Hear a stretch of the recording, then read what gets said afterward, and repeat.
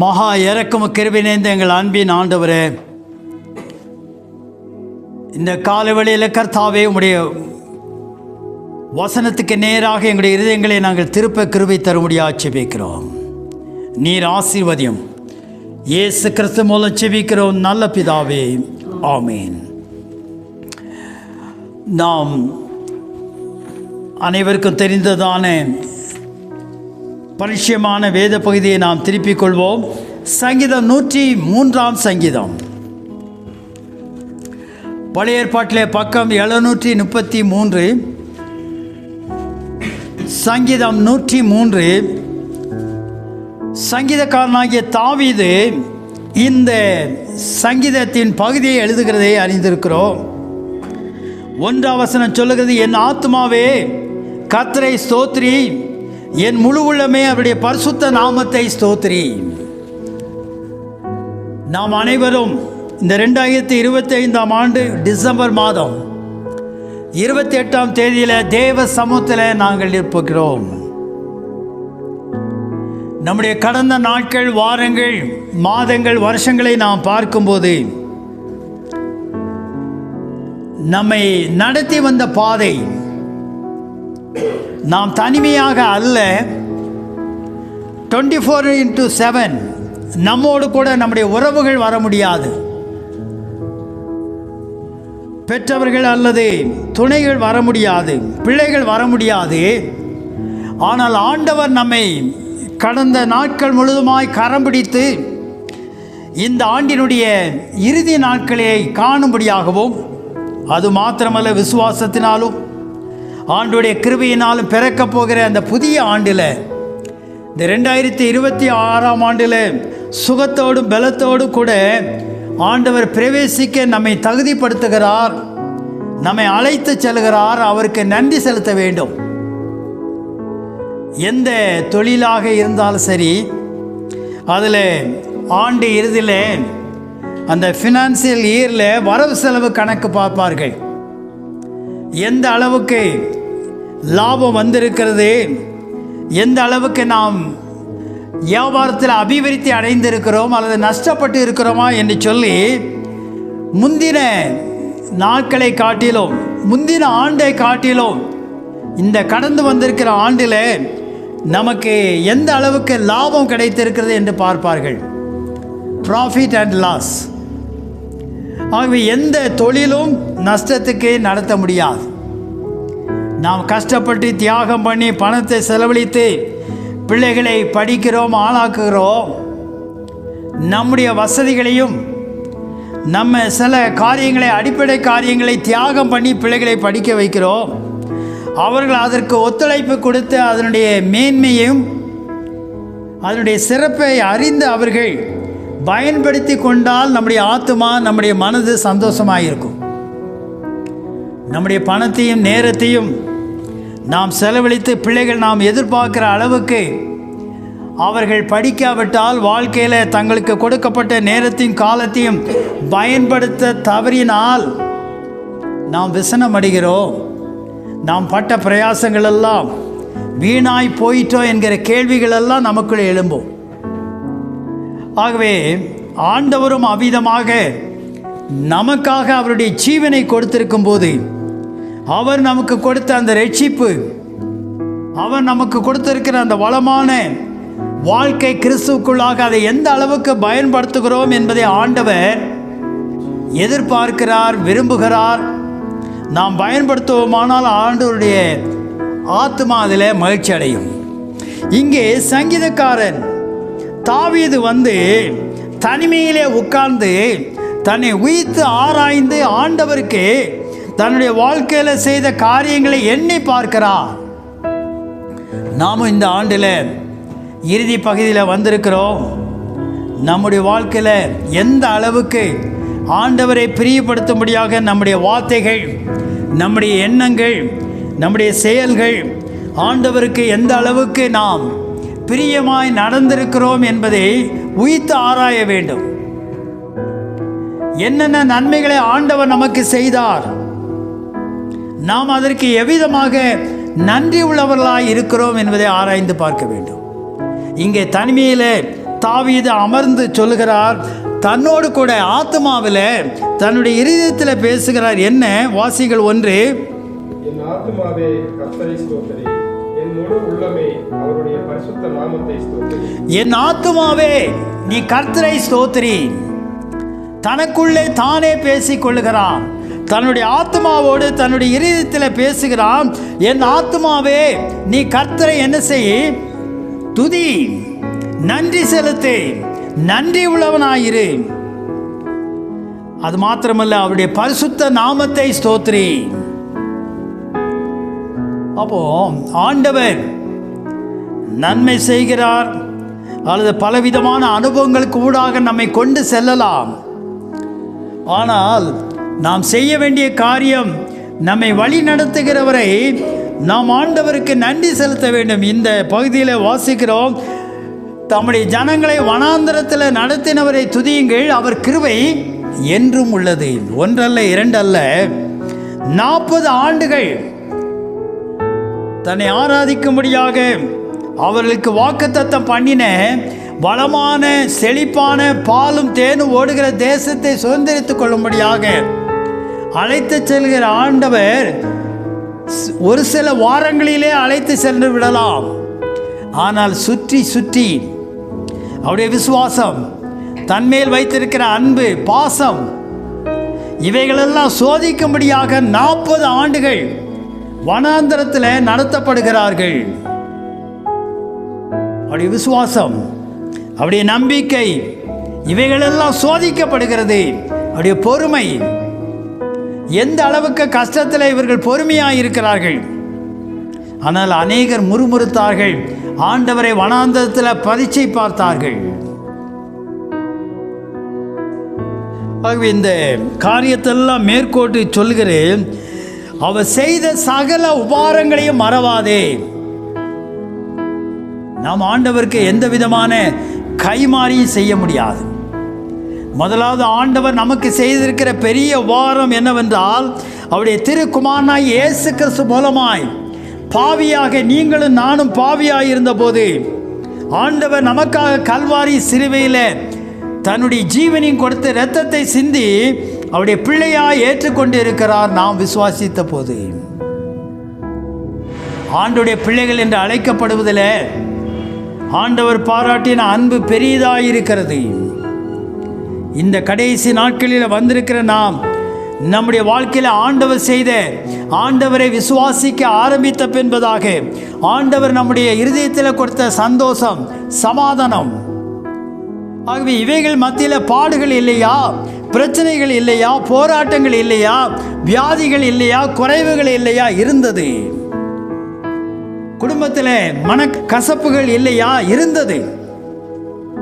ஆனால் அவைகளெல்லாம் மேற்கொள்ளும்படியாய் குடும்பத்தில் இருக்கிற பிரச்சனைகள், ஏற்ற தாழ்வுகள், பொருளாதார நெருக்கடிகள், இவைகளெல்லாம் கடந்து வந்தோம். ஆனால் தேவன் எல்லாவற்றிலும் அவைகள் நம்மை மேற்கொள்ளாதபடிக்கு நாம் அவைகளை மேற்கொண்டு கடவுளுக்குள்ளாக வாழும்படியாய் ஆண்டவர் கொடுத்திருக்கிறாரே, அந்த கிருபைக்காய் நாம் ஆண்டவருக்கு நன்றி செலுத்த வேண்டும். நாம் ஆண்டவரை கரம் பிடித்து, ஆண்டவர் நம்முடைய கரங்களை பிடித்து நடத்தி வருகிற இந்த நாட்களில் எல்லா விதமான போராட்டங்களும் பிரச்சனைகள் இருந்தாலும் அவைகளில் நம்மை மேற்கொள்ளாதபடிக்கு ஆண்டவர் நம்மை அவைகளை மேற்கொள்ளும்படியாக ஆண்டவர் கிருபை செய்தாரே. சங்கீதக்காரனாகிய தாவீது சொல்லுகிறான், என் ஆத்துமாவே கர்த்தரை ஸ்தோத்திரி, அவர் செய்த சகல உபகாரங்களையும் மறவாதே. இதை எழுதுகிறதான தாவீது என்கிற ராஜா அரியணை ஏறுவதற்கு முன்பதாக ராஜாவாக அபிஷேகம் பண்ணப்பட்டு பல ஆண்டுகள் அந்த அதிகாரத்துக்குள் வரவில்லை, அந்த ஆசனத்தில் அமரவில்லை. அதற்கு இடைப்பட்ட நாளிலே ஏற்கனவே அரசாட்சியில் இருக்கிற சவுலினால இவனுடைய வாழ்க்கைக்கு கொலை மிரட்டல், வாழ்வா ஜீவனா என்கிறதான போராட்டம், ஒளிந்து கொள்கிறான் கண்மலையில், வனாந்தரத்தில். ஆனால் ஒரு காலகட்டத்தில் அவன் பொறுமையாக கர்த்தருடைய வேலைக்காய் காத்திருந்தபடியினால, பதிலுக்கு பதில் செய்யாதபடி, சவலை கொன்று போடாதபடிக்கு, சத்ருவை நேசி என்று சொன்ன விதமாய் தன்னுடைய சத்ருவாயிருந்த சவுலை நேசித்து அவனை தப்ப விட்டபடியினால ஆண்டவர் குறித்த அந்த பரிபூர்ணமான அந்த அப்பாயிண்டட் டயத்தில் இவன் அரசனாக மாறுகிறான். எண்ணி பார்க்கிறான் தன்னுடைய வாழ்க்கையில் ஆண்டவர் செய்த காரியங்கள். தாவீது பரிசுத்தவாரா? இல்லை. நம்மை போல ஒரு பாடு உள்ள சாதாரண மனிதனாய் இருந்தவர். தன்னுடைய வாழ்க்கையிலும் அவர் தவறு செய்திருக்கிறார். அவர் பாவ அறிக்கை பண்ணி அவருடைய அக்கிரமங்கள் எல்லாம் தேவனுடைய சமூகத்தில் அவர் எல்லாவற்றையும் ஒப்புவித்து பாவ மன்னிப்பு உமோஷத்தை பெற்றுகிறார். உன் நோய்களெல்லாம் குணமாக்கி அக்கிரமங்கள் எல்லாம் மன்னிக்கிறது மாத்திரமல்ல, என்று ஆதாம் விழுந்தானோ அதிலிருந்து மனிதனுக்கு சாபங்களும் பாவமும் ஆட்கொண்டது மாத்திரமல்ல, வியாதிகளும் பலவீனங்களும் மனிதனை ஆட்கொண்டது. நல்லவர்களுக்கு வியாதி வருகிறது, தீய பழக்கம் உள்ளவர்களுக்கும் வியாதிகள் வருகிறது. ஆனால் ஆண்டவர் எல்லா பாவ நோயும் நம்முடைய அக்கிரமங்கள் எல்லாம் மன்னித்து நம்மை குணமாக்குகிறார். நம்முடைய வியாதிக்காகவும் பலவீனத்திற்காகவும் இயேசு கிறிஸ்து கல்வாரி சிலுவையில் நமக்காக மரித்து அவர் இரத்தத்தை சிந்தினார். உன் பிராணனை அழிவுக்கு விலைக்கு மீட்டு உன்னை கிருபையினாலும் இரக்கங்களினாலும் முடிசூட்டி, ஆண்டவர் மாத்திரம் நம்மோடு கூட இருக்காவிட்டால், இயேசு கிறிஸ்து நமக்கு ஜீவன், அவர் ஜீவனாயிருக்கிறார். பிரபலமான ஒரு இசை அமைப்பாளர் அவரை பேட்டி காண்கிறதான நிருபர் கேட்கிறார், இந்த இசை அமைப்பது உங்களுக்கு தொழில், அதை எப்பொழுது ஆரம்பித்தீர்கள் என்று கேட்கும்போது அவர் சொல்கிறார், அதுக்கு மறுப்பு தெரிவித்து, இது என்னுடைய தொழில் அல்ல, இசை அமைப்பது என்னுடைய ஜீவன், என்னுடைய வாழ்க்கையே அதுதான். ஆகவே இந்த உலகத்துக்காக இசை அமைக்கிற ஒரு இசை அமைப்பாளரே அது என்னுடைய தொழில் அல்ல, என்னுடைய ஜீவனே அது என்று சொல்லுகிறார். பவுல் அதை சொல்லுகிறார், கிறிஸ்து எனக்கு ஜீவன், சாவு எனக்கு ஆதாயம். இது நமக்கு தொழில் அல்ல. ஆண்டவரை ஆராதிப்பது, ஆண்டவரை மகிமைப்படுத்துவது, ஆராதனையை கலந்து கொள்வது, இது நமக்கு வாழ்க்கையின் ஒரு பகுதி அல்ல, இது வாழ்க்கையாகவே இருக்க வேண்டும். நம்முடைய லைஃப் ஸ்டைல், அன்றாட லைஃப் ஸ்டைல் ஆண்டவரை துதிப்பது, ஆண்டவரை ஸ்தோத்தரிப்பது. நம்முடைய வியாதிகள், நம்முடைய அக்கிரமங்கள் எல்லாம் மன்னித்து நோய்களெல்லாம் குணமாக்கி நம்முடைய வாழ்க்கையை பிராணனை அழிவுக்கு விலைக்கு மீட்டு நம்மை கிருபையினாலும் இரக்கங்களினாலும் முடிசூட்டினார். முடி நரைத்திருக்கலாம், முடி இல்லாமல் இருக்கலாம், ஆனால் அவருடைய கிருபையினாலும் இரக்கத்தினாலும் ஆண்டவர் நம்மை முடிசூட்டுகிறார். நம்மள யாராவது சொல்ல முடியுமா, நான் ஆண்டவரை நம்பினேன், நான் பின்வாங்கி போனேன், அல்லது ஆண்டவர் என்னை ஏமாற்றினார், நான் நடுத்தரையில் இருக்கிறேன், என் குடும்பம் நடுத்தரையில் இருக்குன்னு யாரும் சொல்ல முடியாது. மெய்யாகவே ஆண்டவரை முழு இதயத்தோடும் முழு பலத்தோடும் நாம் அவரை பின்பற்றும் போது ஆண்டவர் நம்மை ஆசீர்வதிப்பதை காட்டிலும் பெரிய காரியம், மகிழ்ச்சி அவருக்கு இல்லை வேறே. நான் கடந்து என்னுடைய வாழ்க்கையில் 21 வயதில் இயேசுவை ஏற்றுக்கொண்டதிலிருந்து இப்பொழுது வரைக்கும் நான் திரும்பி பார்க்கிறேன். 3/4 நூற்றாண்டை கடந்து விட்டேன். 53 ஆண்டுகள் கிறிஸ்துக்குள்ளாக வாழும்படியான கிருபையை ஆண்டவர் கொடுத்திருக்கிறார். ஒருபோதும் கீழே போகவே இல்லை. இருந்த நிலைமையில் ஆரம்பிக்கப்பட்ட முதல் நாளில் இருந்து 0க்கும் போல மைனஸுக்கும் போல.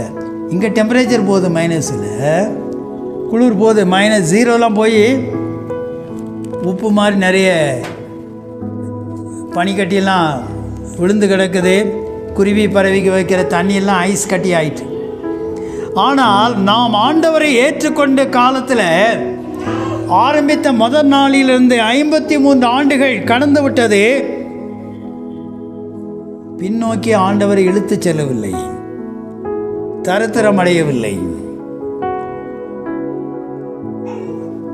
ஆண்டவர் ஏமாற்றம் அடைய செய்யவில்லை.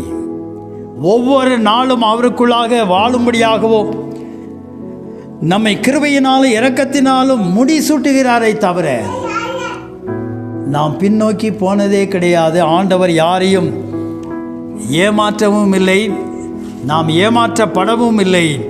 ஆண்டவர் ஒவ்வொரு நாளும் நம்மை போஷிக்கிறார், நடத்துகிறார்.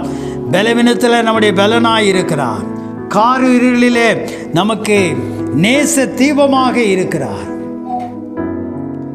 ஆகவே தான் சங்கீதக்காரன் சொல்கிறான், கர்த்தர் செய்த உபகாரங்களுக்காக நான் அவருக்கு என்னத்தை செலுத்துவேன். நாம் எண்ணி பார்ப்போம். இன்னும் நான் விரும்புகிற காரியம், நான் ஜெபிக்கிற காரியங்கள் எல்லாம் அடைய வேண்டும் என்று நாம் பிரார்த்திக்கிறோம், வாஞ்சிக்கிறோம், நல்லது. ஆனால் ஆண்டவர் செய்த நம்முடைய வாழ்க்கையில் செய்த காரியங்களுக்காக அன்றாடம் அவருக்கு நன்றிகளையும் துதிகளையும் ஏறெடுத்திருக்கிறோமா, அல்லது புதிய புதிய விண்ணப்பத்தை நாடுகிறோமா? எத்தனையோ நன்மைகளை ஆண்டவர் நமக்கு செய்திருக்கிறார். நம்முடைய வாயை நன்மையினால் திருப்தியாக்குகிறார். கழுகுக்கு சமமாய் நம்முடைய வயது திரும்ப வாழ வயது போலாகிறது. நமக்கு மாத்திரமல்ல, நம்முடைய குடும்பத்திற்கும் நம்முடைய பிள்ளைகளுக்கும் ஆண்டவர் கிருபை அளிக்கிறார். அவருடைய சொல்லி முடியாத ஈவுகள். ஆகவே இந்த நாட்களில் இயேசு கிறிஸ்து பிறப்பை அனுசரிக்கிற இந்த நாட்கள் பல மைல்கள் தூரம் கடந்து வந்து யூதருக்கு ராஜாவாய் பிறந்திருக்கிறவர் எங்கே என்று சொல்லி பல மைல்களை கடந்து அவர்கள் பிரயாணப்பட்டு அவர்கள் தூப வர்க்கத்தையும் பொன்னையும் அவர்கள் கொண்டு வந்து தேவ சமூகத்தில் பணிந்து கொண்டார்கள் என்பதை பார்க்கிறோம். ஏன் வர வேண்டும்? ஏன் வந்து பல நூற்றுக்கணக்கான மைல்களை கடந்து வந்து வெறுங்கையோடு அல்ல விலையேறப்பட்டதான பொன்னையும் அந்த தூப வர்க்கங்களையும் கொண்டு வந்து தேவ சமூகத்தில் அவர்கள் சாஸ்திராங்கமாய் பணிந்து கொள்ளுகிறார்கள்? இந்த ஆண்டினுடைய இறுதியில் நாம் வந்திருக்கிறோம். பிறக்க போகிற 2026ஆம் ஆண்டில் பிரவேசிக்கும் முன்பதாக நாம் தாழ விழுந்து, ஆண்டவரே, எங்களை இந்த பாவத்தின் வல்லடிக்கு எங்களை விலக்கி மீட்டீரையா, உமக்கு நன்றி. மனக்கவலைகள், போராட்டங்கள், பலவீனங்கள், வியாதிகள், விக்கனங்கள், மரண பயம் எங்களுடைய வாழ்க்கையில் இருந்தது. ஆனால் உம்மை நோக்கி கூப்பிட்ட போதெல்லாம் நீர் எங்களை கேட்டு எங்களை விடுதலையாக்கி எங்களுடைய கண்களை கண்ணீருக்கும் எங்களுடைய மனதை கவலைக்கு விலக்கி மீட்டீரே, உமக்கு ஸ்தோத்திரம்.